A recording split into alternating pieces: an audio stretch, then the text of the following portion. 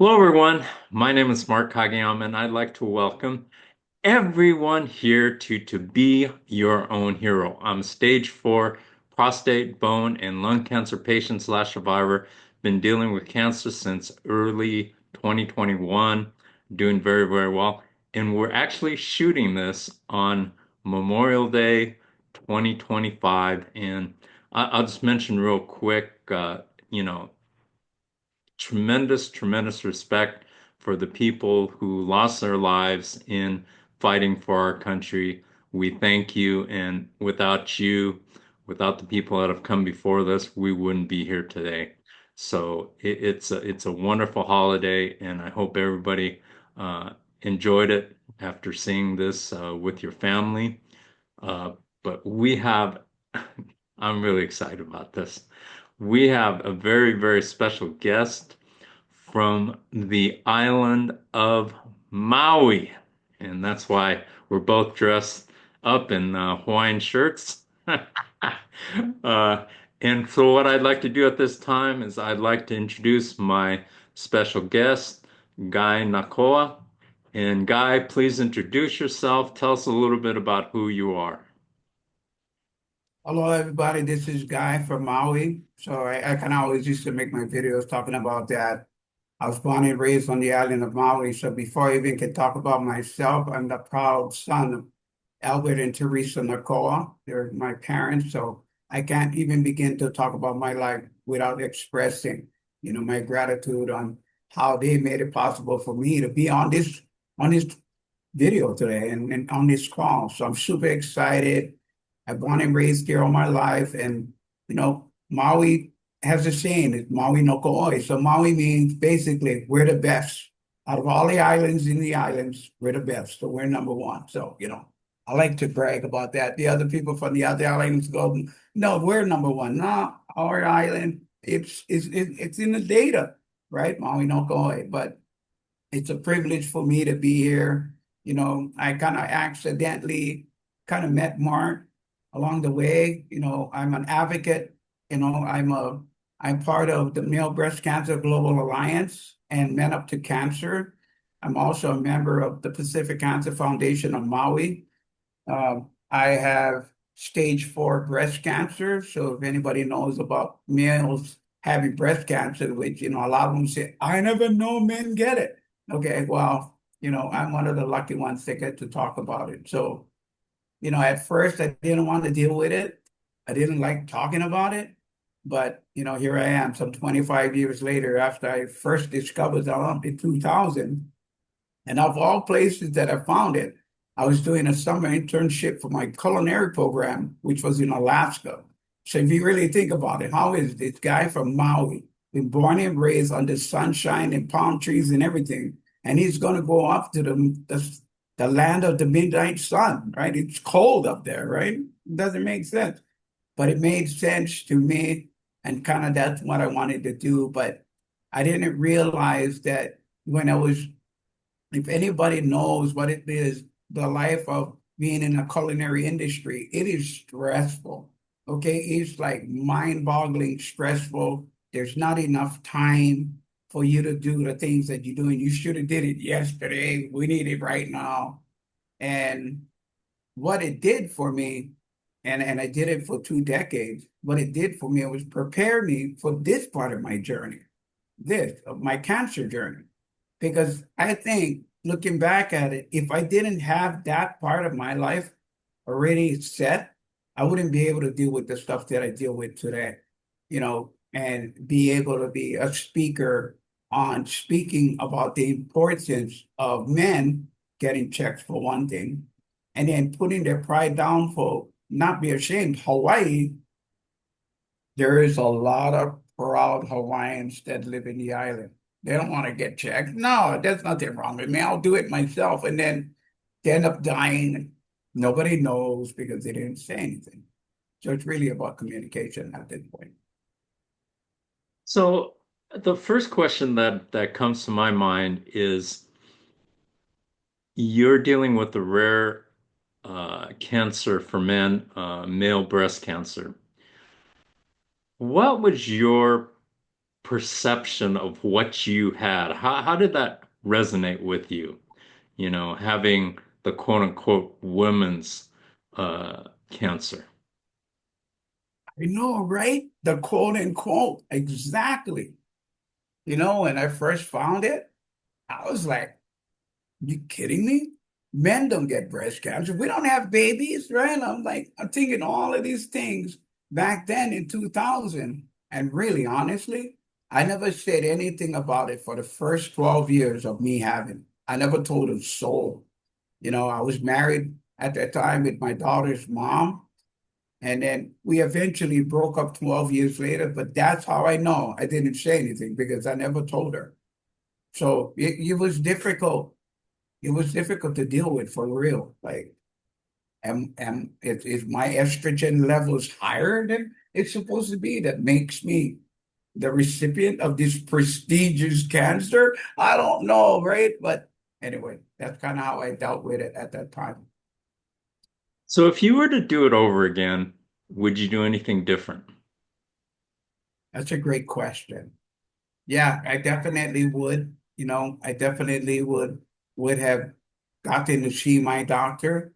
Um, and really, there's a lot of doctors that they don't even know that happened. I mean, for me, I went and see our family doctor that we had for years, like at least 15, 20 years. He was the doctor that helped take care of my daughter. My ex-wife was suffering from epilepsy back then.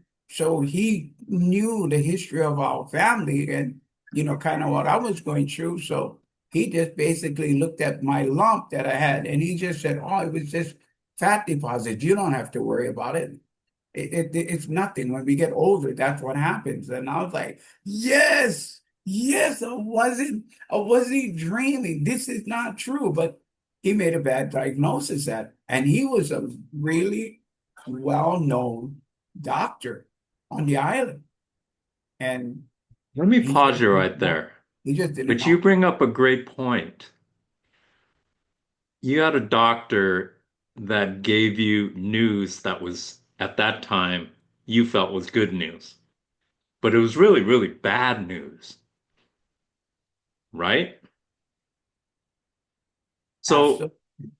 what would you have done,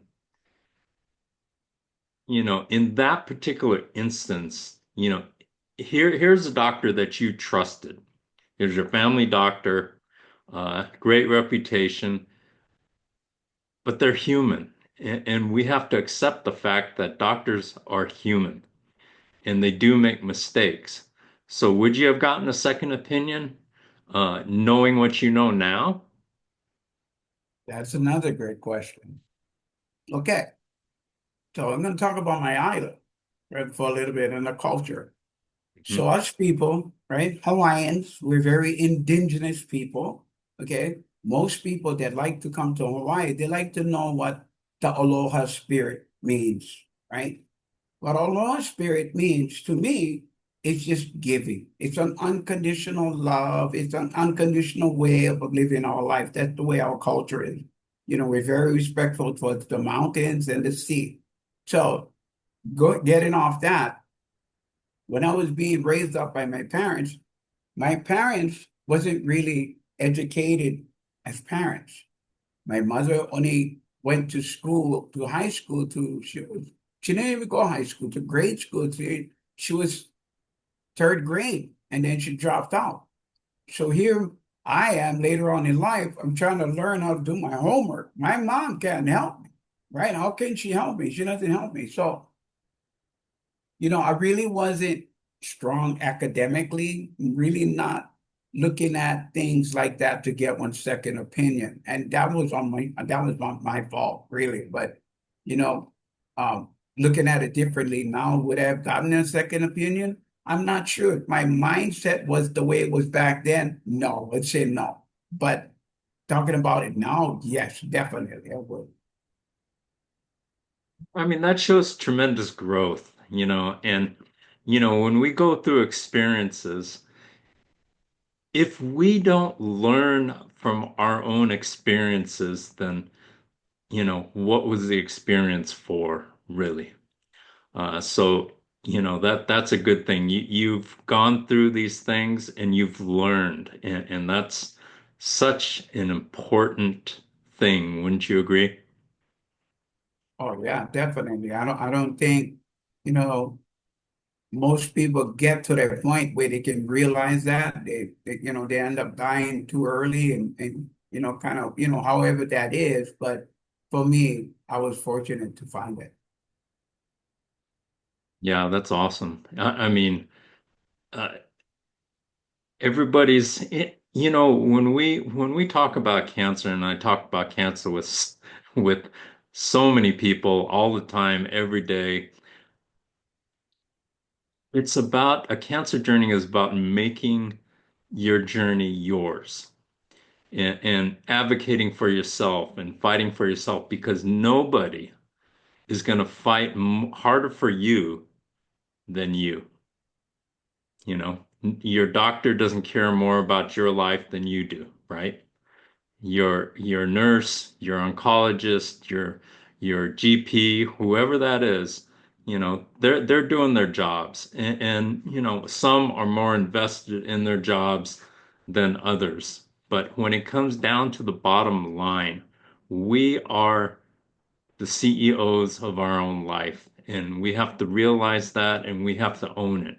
And we're the ones who are the ones who are gonna, who are driving the bus, and we're the ones who are guiding the ship. And the thing about cancer is when we get the diagnosis, the vast majority of us are in fear.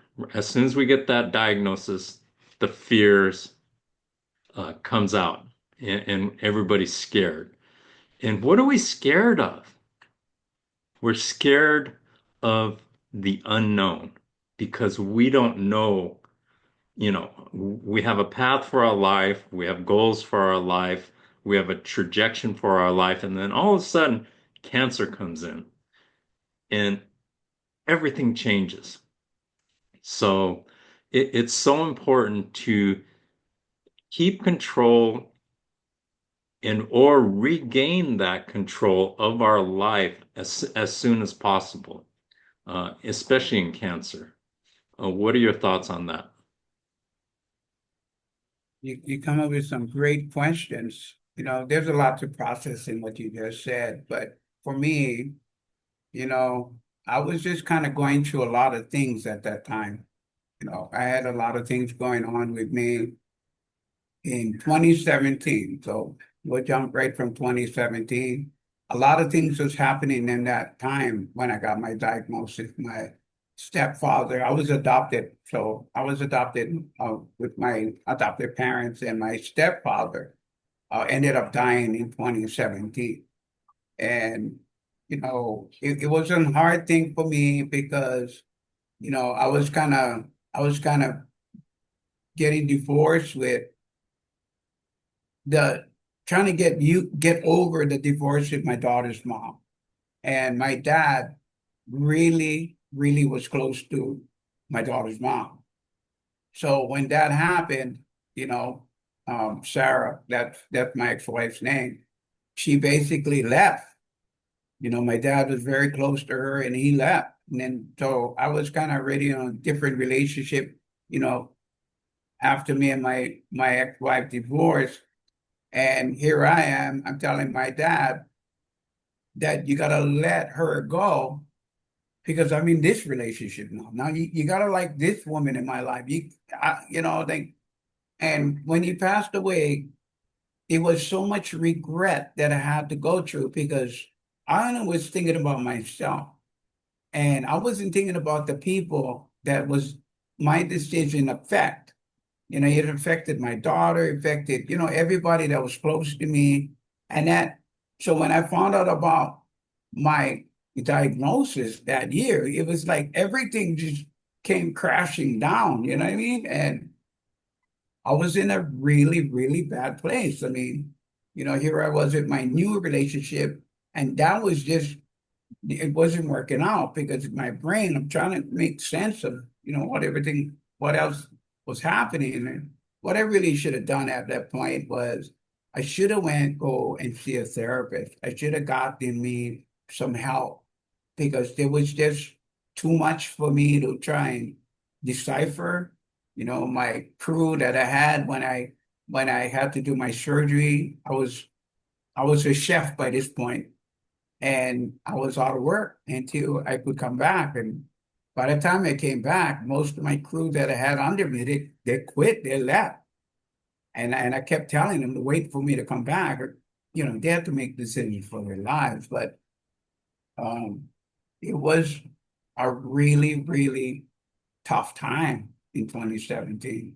And then I moved to Ohio because I found out my grandson. So my grandson was born in 2017. So my father died earlier.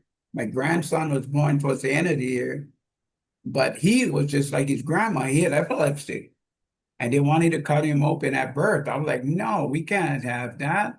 And I moved to Ohio. So I dropped everything here, moved over there, and then I spent the next 3 years listening to my daughter telling me, you ruined our family, because now she had to grieve. She had to talk about what she felt of saying. And it was like, it was such a tough time. And then she's thinking that I'm walking around the house moping and everything, but I was still dealing with all the other stuff, plus the cancer. And the cancer came back when I was up there. So I had to do a whole set of new chemo and treatments and cut me, put on board. And so, Let me pause you right there. A thought that came across my mind. So you got diagnosed, actual diagnosis in 2017, correct? correct, correct. Okay. So when you got your diagnosis, what were your immediate thoughts? Well, it was over. It was over. I got cancer. That's it. Curtains, lights out. It's all over. I because it's like you kind of alluded to earlier. Like once you find out that you get cancer, you're not the same person that came walking in the room. You're different. You're different. The moment he says those words, you're different. You're no longer the same. That person of you is gone. Like you know what I mean? Like there's the new guy. And that's kind of what I talk about when I say the other cancer guy, because I'm not really trying to focus on me. I'm trying to focus on that person that gets changed after that. And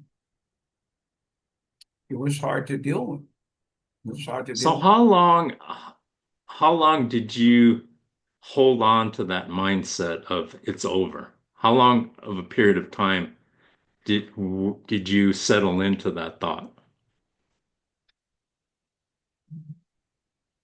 Probably 2022, maybe 23. Yeah. Yeah. That long? I didn't want to accept it. Yeah, no, I didn't want to deal with it. No, no, I don't have it. Wow. Even though you know what I mean? I get in papers, documents. Okay, this is what you're doing. You're taking Ibrance, you're taking tamoxifen, you're doing it, you're taking it. But in my brain, it's like, no, no, total denial. But at some point, I mean, that's a long time. But at some point, you got to say to yourself, what's going on here? I'm still here, and yet they told me, my thought was I'm going to be gone, but I keep waking up. So, how did that transition happen? Well, the good thing about me, right, is I always like to look at things as a joke. Okay, so I like that. I like simplifying things where it's funny for me, right? So I thought about that. It was like, okay, it should be over already, right? So I moved back home soon after I got my doctor telling me about all this. I ended up moving home because I was like, okay, I'm not going to live in Ohio for the next 5 years. I'm moving back to the Hawaiian Islands. I want to die here. This is my home. This is what's going on. But when I came home, my mind was, I don't care anymore. I'm just going to just I'm gonna just live stupid. I started doing drugs and drinking and kind of just doing some ridiculous, stupid things because why should I do anything at this point? It doesn't matter, right? Why should I start that project that I wanted to do all my life and I only get 5 years left to live it? And like, it's a waste of time, right? But luckily for me, I had a person that was in my life at that time that pushed me to go back to work. So that's kind of how that transition started happening. I started going back to the culinary world. I started to engage in things that made me feel good. But when I when I finally came to that point of where I was and finally accepting what was happening was last year in 2024. Wow. Yeah. That's a that's a long time to be imprisoned in your own mind. I know, right? That I'm telling you. Yeah. Um, and it wasn't a time where I still was in denial. So I had to go fly to Oahu. I had to go get the surgery. And even up coming up to the surgery with the surgeon, I chickened out. I told him, no, I ain't doing it. Forget it. Let's just do the radiation. No, we're not cutting my freaking. No, we're not doing that. But when I finally got over there and we stayed at Hope Lodge, okay, where to me it's like heaven over there. You know that my higher power or the higher power of you know the presence of God lives there, right? And there's all these different couples that's there, for whatever it is, they're going to the same thing. So I still was in denial at that point. I didn't want to talk to anybody. I just wanted to stay in my room and cry and feel sorry for myself. Like, forget that. But a good thing about it was I had a good sister that she was very encouraging, engaging. So whenever she was coming across all these people that she was meeting along the way, she's very nurturing and would calm these people down. So I knew that. I knew that I could just be this way downstairs and she's upstairs being the amazing person that she is. And it's great. Okay. So I didn't have to worry about that. But it came to a point where I had a friend of mine that was in my life, and she always prayed for me. And she always was there and pushing me and challenging me for dealing with the stuff that I was dealing with. And I sent her an email on this one day.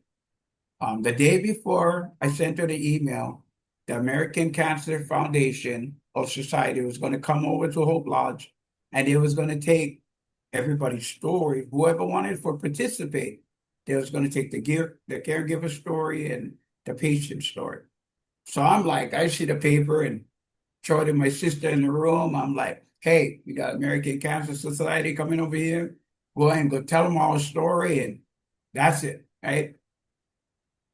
So for the next 4 or 5 hours, I'm in my room. Then I end up sending my friend an email. Okay, and my email says, Lord, is my friend the devil? Like, why is she not encouraging me? Why is she looking down at the stuff that I'm sending to her? Why is she not supporting me, right? And that email that I sent to her, okay, I got a phone call the next morning, the day of the guys that's going to come over at 5:30 in the morning. Okay, at 5:30 in the morning, pick up my phone, and she's literally screaming for the next 2 hours on my phone. She's literally screaming, crying, and telling me, I can't believe you think I work for the devil. Wow. And I had to listen to that, and I felt so bad because I'm going through all my stuff, right? I'm trying to have her, trying to be where I'm at. I'm not calling her out, telling her I'm the devil, but you're not supporting me here. I need support, right? Mm. So when I finally went go down, like I had to go back upstairs later on. My sister comes downstairs, she comes in the room, she's like, okay, I submitted my story. Now it's your turn. I'm like, I ain't telling my story. No, forget that. She's forgetting the rules. The rules was you do all the talking, I'm just gonna do all the crying, right? So finally get upstairs and everybody's all kind of like laughing. The camera guy is there, the producer is there, everybody's like, "Oh, been a good time." And I'm sitting at the farthest table in that room. And then I see them kind of all going downstairs, like, "Oh, it's over, 5:30. This guy's probably going home." So I end up texting my sister, I go, "Up, they left. Sorry. Whatever story you sent them, it's probably going to be good enough for them all." And then I find out later on, they ended up in figuring it out. They were tricked me to tell my story. So I sent you a picture of me playing the ukulele. That was the day I was sitting in the courtyard and I told them my story. They didn't know. Wow. They didn't know. Yeah. I told them the song that I played, why it was important to me. But after I played that song, which was called I'll Always Remember You This Way, it was something that me and my girl at the time, we always remembered the things that we did. But after I played it for them, I remembered it now. Ever since that time, everything I do every day, I'll remember it for the rest of my life. So that's when I seen God's plan. That's how I changed. I saw it. I saw it straight away. What he wanted me to do. It was there in my darkest times. So at the end, it's a funny thing. Now here it is, 5:30 in the afternoon, right? Compared to 5:30 in the morning. My phone starts ringing. It's my girl again. So this time I pick up my phone and I say hello. She's not saying a word. She's just silent. And all I tell her is like this is, "I'm so sorry about this morning, but I love you. And I see what God's plan is." That's when I turned to become an advocate that day, that day with those people. And since that time, I kind of came home and I was recovering and I got to go back to work, right? And I realized later on that my work was already phasing me out. So they didn't want me back there. They didn't see the value in what I was doing. They kind of just thought I was at the point where I'm 62 years old. I can't really do my job anymore. And my chef basically told me, "You can't do the job, but look for another job." And I since left. I worked a couple of other jobs, but I realized after it wasn't so much leaving that job. It was about me leaving the industry altogether. And here I am talking to you. So I'm going to ask you a totally separate question. What did you specialize in being a chef? I burnt water when I was there. You know what I mean? Like, no, I mean, I never really learned how to master anything. I was more of a supporter. So I was really good at backing my chef up and really making sure that they had all the things that they needed. But at that point, I was just a prep guy.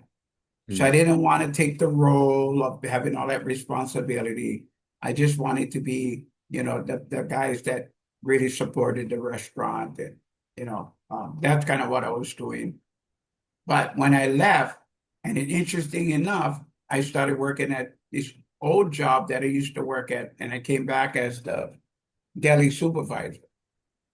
And while working there, which is a great company to work for, I just knew like my first 2 or 3 weeks in, I didn't have it anymore.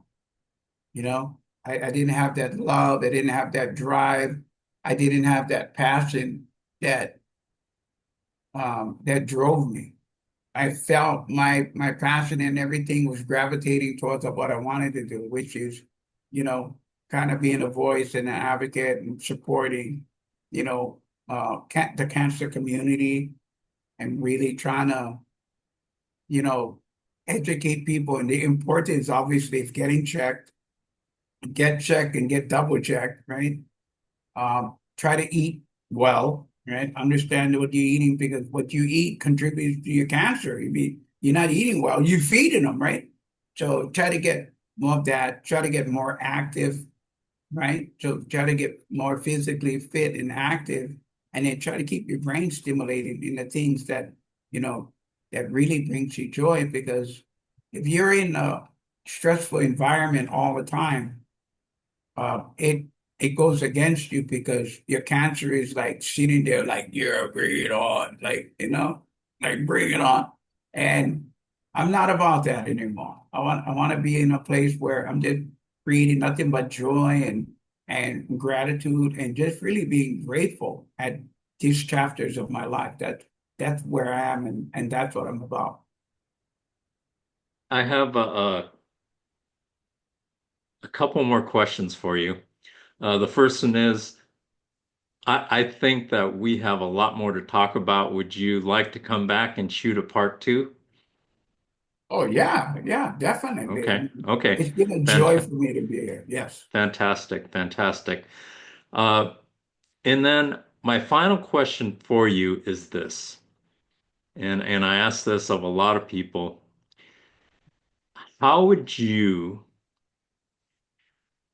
help if you had, if you had all these powers at your access, how would you help to make the world a better place for everyone? Good. First of all, obviously I'm not here to preach or anything like that, but to me, I think, it has to start with your spiritual things that you believe in. I believe I'm a Christian. I believe in God. I believe that God had led me to this point.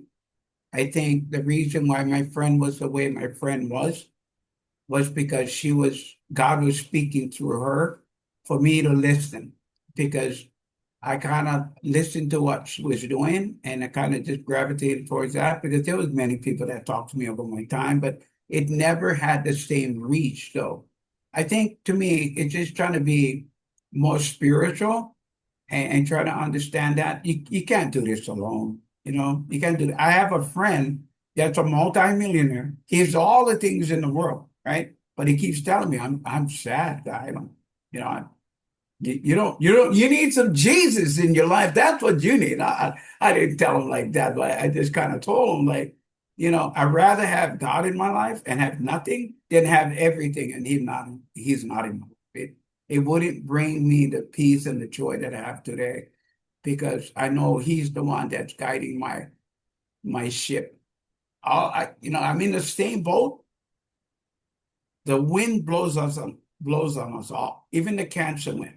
But it doesn't matter how the wind blows. It's all a matter of how you adjust your sail. And that's what I did for me. And that's what worked. Fantastic answer. I love it. Excellent. And Guy, I really appreciate your time, and I look forward to shooting a part two with you. So, what I want to do right now is I want to thank everyone for joining us here at To Be Your Own Hero, and hopefully you learned something. I sure did. I always do because I pick up very, very interesting tidbits that just help me move along and you know, and it's all about helping people. And this channel is about providing hope and inspiration to anyone. It doesn't matter if you have cancer, if you're a survivor, who you are. You could have nothing. And we all need hope and inspiration because that's what it's all about. And so if you, here's a little bit of a commercial. Please like, subscribe, make a comment in the comment section, and make the most out of each and every day. Our lives are just so precious. Time is so incredible because it's actually the most precious commodity that we have on this earth. It's something that once it's gone. So make the most out of each and every day, each and every hour, each and every minute, and each and every second. Have a fantastic week. And we will see you next week on to be your own hero. Thank you very much. Bye bye.